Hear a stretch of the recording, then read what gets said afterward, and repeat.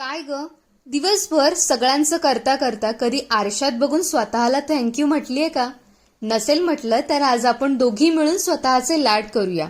रामकृष्ण हरी. मी तुमची रांगोळी सखी पूजा. आज 9व्या दिवशी आपण अभंगाच्या सोबतीने आपल्यातल्या त्या लहान मुलीला भेटायला जाणार आहोत, जी कुठेतरी हरवलीये. संत ज्ञानेश्वर माऊली म्हणतात, आपुलिया आपण करावे जतन.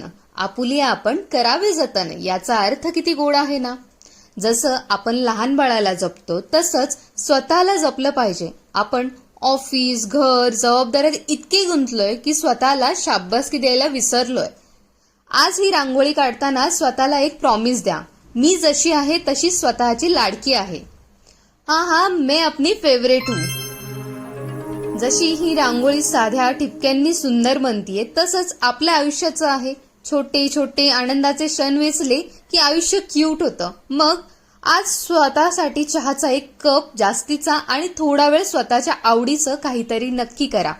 चला तर मग कमेंटमध्ये स्वतःसाठी रेड हार्ट नक्की टाका. आणि हो, रांगोळी सखीला विसरायचं नाही हा.